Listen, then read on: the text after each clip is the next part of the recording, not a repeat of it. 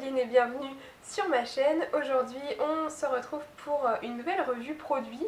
On va parler aujourd'hui de la marque Guerlain qu'on voit un petit peu partout en ce moment et ce depuis quelques temps. On les voit souvent notamment grâce à leur gamme La Petite Robe Noire.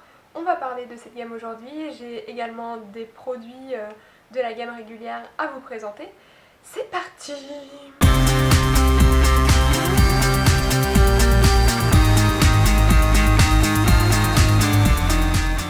Donc je vous parlais de la gamme La Petite Robe Noire et cette gamme a débuté évidemment avec le parfum, donc celui-ci c'est le premier qui est sorti. Personnellement j'aime pas trop le parfum, j'en mets assez peu, mais je trouve que celui-là était quand même bien. C'est un des seuls que j'arrive à porter assez facilement puisque en fait je trouve qu'il est pas trop agressif, qu'il a des senteurs à la fois florales, des senteurs à la fois fruitées. Donc ça le rend assez neutre, il n'a pas vraiment une identité femme ou une identité ado comme peuvent avoir certains parfums. Il a une senteur qui est pas trop agressive et en même temps il a quand même du caractère. Donc c'est quelque chose qui passe quand même partout, qui est assez facile à porter et qui est quand même moderne. Donc c'est un parfum que j'avais quand même bien aimé et ce packaging quand même, on est obligé de le remarquer. Donc toute la gamme La Petite Robe Noire a ce bouchon dans cette forme triangle super jolie. Donc voilà, si vous cherchez un parfum assez discret, à la fois moderne et agréable à porter, moi je vous conseillerais vraiment celui-là. Après c'est totalement subjectif, les parfums c'est vraiment subjectif. Mais je pense que celui-ci pourrait correspondre à énormément de personnes. Pour rester dans la gamme La Petite Robe Noire, j'ai testé un vernis. Donc moi j'ai le rouge qui est la teinte 22. C'est un rouge quand même assez criard, donc il faut aimer porter du rouge. C'est un rouge qui a un petit peu des sous-teintes orangées, donc ça va être un vrai rouge qui envoie bien. Donc vous voyez, comme je vous le disais, on retrouve ce packaging qui représente la gamme. Donc au niveau du produit en lui-même, moi je l'ai trouvé vraiment très bien, puisque le pinceau est un pinceau large et moi c'est vraiment les pinceaux qui me conviennent le mieux pour appliquer le vernis. Et ce vernis étant assez liquide, c'est vraiment bien d'avoir un pinceau large pour venir l'appliquer vraiment de manière homogène. Et ce que j'ai trouvé vraiment très appréciable avec ce produit, c'est qu'il sèche très vite. Mais mon coup de cœur de la gamme La Petite Robe Noire est sur un produit lèvres, et oui, une fois n'est pas coutume. Et c'est ce rouge à lèvres qui fait un petit peu flipper à première vue puisqu'il est un peu noir, violet. Et en fait c'est celui que je porte aujourd'hui et je l'adore parce que il a vraiment une teinte rose froide qui est parfaite, qui va avec énormément de maquillage. Il est super facile à appliquer parce qu'il a quand même une transparence, il n'est pas mat comme un rouge à lèvres normal, il va juste, on dirait un petit peu comme un baume à lèvres teinté avec un petit rose qui va rehausser la couleur naturelle de vos lèvres, donc ça fonctionne avec beaucoup de maquillage.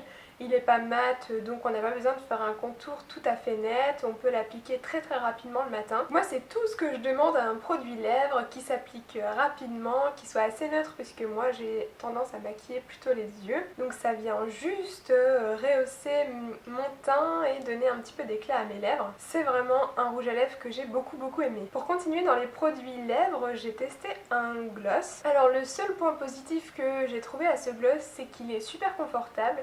En tout cas, il ne colle pas comme tous les autres gloss que j'ai pu tester. Donc il est plutôt confortable sur les lèvres. En revanche, bon, je ne suis pas une spécialiste des produits lèvres, donc s'il y a des personnes spécialistes des gloss, n'hésitez pas à vous manifester en commentaire.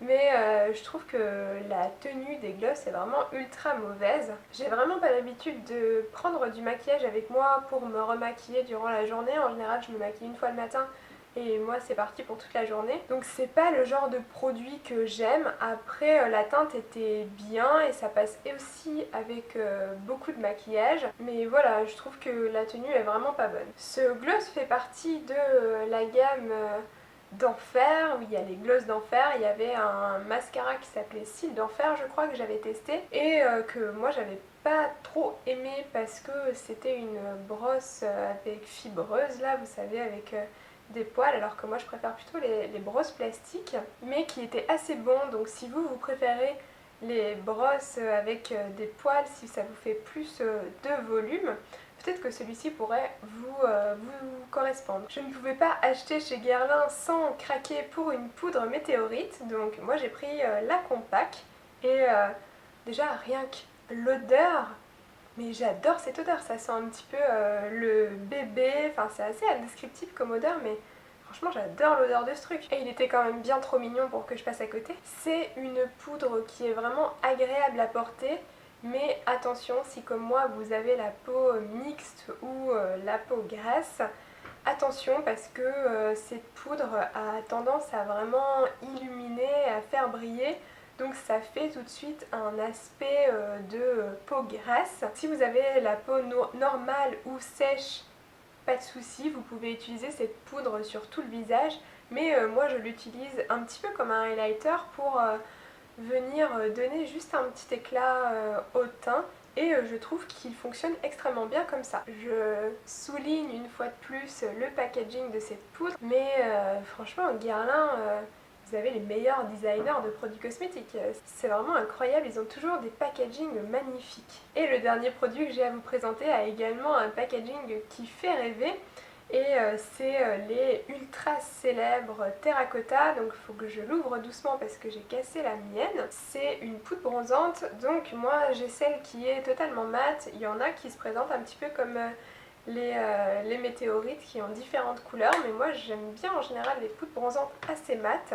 Celle-ci a quelques paillettes, mais je trouve qu'en l'appliquant, elles disparaissent un petit peu. En revanche, cette poudre a une très bonne tenue. Il va juste falloir y aller doucement en l'appliquant et progressivement parce qu'elle est vraiment très orangée, donc il va falloir y aller très progressivement et en estompant au fur et à mesure. Et la nuit est tombée d'un seul coup, donc j'espère que la luminosité de la vidéo n'est pas trop mauvaise. De toute façon, j'en ai terminé pour cette revue Guerlain, j'espère que ça vous a plu.